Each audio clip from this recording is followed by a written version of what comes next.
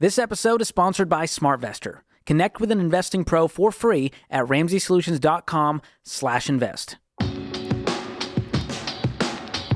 You're listening to Ramsey Everyday Millionaires, where we talk investing, retirement, building wealth, and outrageous generosity. Today's question comes from Brad in Idaho. Why are teachers consistently in the group of people that become millionaires? I'm going to add to this question. He's referring to the Ramsey Solutions study, the largest group of millionaires ever done, over 10,000, and they were in the top 5 school teachers of net worth millionaires. That's what he's referring to. He goes on to say, is it because they marry well and have a spouse with a better income, or is there another reason? Are there other career fields I should look into that consistently make it into the millionaire club?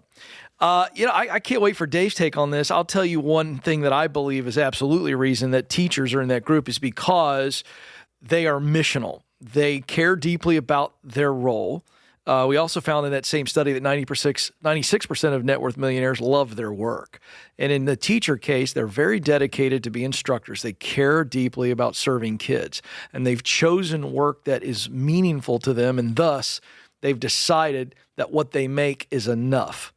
And they've made the choices to live on less than they make and choose a lifestyle that actually supports their work, not the other way around. And I think it's about deep meaning and purpose, and thus they've been disciplined. And they're very methodical, and I think that's a part that plays too. Dave, what would you add to that, or does that square with you? I think that's true of any occupation. When we got the data in, it was interesting to us. The top 5 career fields of the millionaires in the largest study of millionaires ever done in North America. Number 1 was engineer. Number 2 was accountant. Number 3 was teacher. Number 4 was business professional, which can mean almost anything.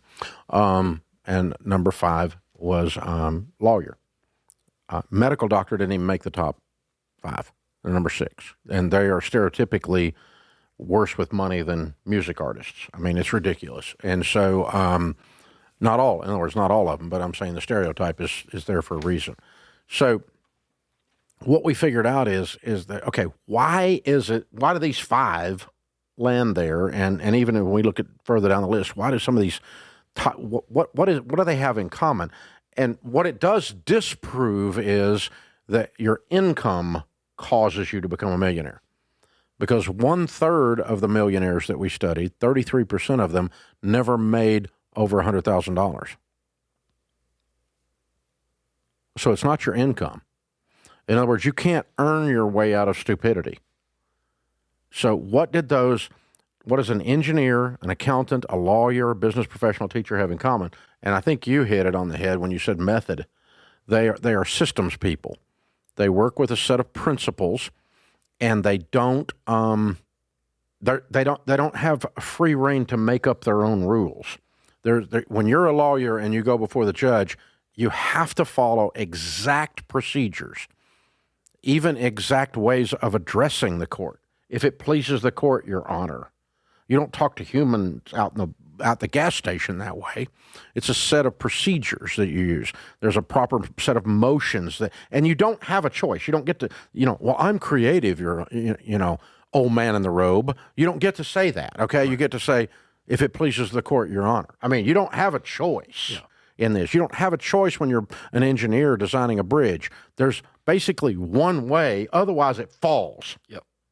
And, and accountants don't say, well, this is creative. They call that embezzlement. Yeah, Right. It's like, right? And so accounting is a set of generally accepted accounting principles, GAAP, the process of doing accounting. There's one process, and you submit yourself to proven principles and methods to be successful in any of those careers, and money works exactly the same way. Right. You have to submit yourself to a set of proven principles. You live on less than you make. You're generous. You invest. You have a written plan. You're in agreement with your spouse. These are set principles that you don't get to be creative. Well, I don't think it works. Yeah, I don't agree.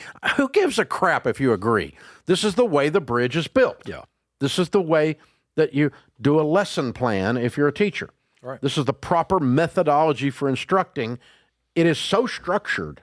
Yeah. And so they're used to functioning in a structured environment and submitting themselves to proven structured processes, which money and wealth building are. Right. And that's what the correlation was. It took us a little while to figure it out. And let's also understand that they have to be intentional to win with their income because they can't rely on big increases in income. No, but there again, are no bonuses. One third of the millionaires never made over 100,000. That's We need right. to keep that in mind.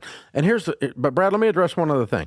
Are there other career fields I should look into that consistently make it to the Millionaire Club? No. That's right. Do not pick your field because you think it's going to make you rich. Yeah. Never do that.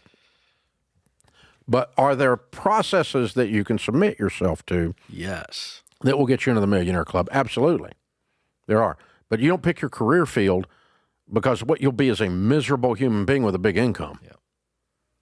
If you pick I'm doing this just for the money. Money wears off, man. You eat enough lobster, it tastes like soap. So true. There's only so much money will do. And so you don't pick your, No. It's like you don't pick your wife based on the net worth of her father. That's a bad way of doing it. You're going to get yourself in a mess, man. That won't turn out well. No, it's going to go poorly. So, yeah, you pick your career field based on purpose and meaning, and can you actually do it? And so what you've got is, again, with teachers or any accountant, they enjoy process. Accountants enjoy process, and they're talented at it. Teachers enjoy instruction. They're good at it. That's the mix. And then you choose to make your money work. That's what I love. By the way, in case so we got a lot of new people joining all the time. We love this. We're growing like crazy all over the place, podcast, YouTube, everywhere. Here's the thing. The median salary right now for teachers in the United States is about $61,000. You need to understand, net worth millionaires at that level, it can be done. And there's this generation that's watching too many TikTok videos and Instagram videos, Dave, where it says you've got to make millions of dollars a year to be wealthy. And it's just simply not true. You can't out-earn your stupidity. That's a fact. I've tried it. Didn't work. You just got to not be stupid. Yeah. And so you can't make enough money to be stupid. It won't work. You'll lose it. I know. I did it. I did it with zeros on the end. I know what it looks like. I know exactly how it feels. I know what every bit of that experience. No, thank you. I don't want to do it again. So, this is what you need to dial in on. Do something that you love and find a way to do it in an unusual way. Yes. Okay? Yes. If you're a teacher, it doesn't necessarily mean you're a classroom teacher. There's a lot of ways to be a teacher.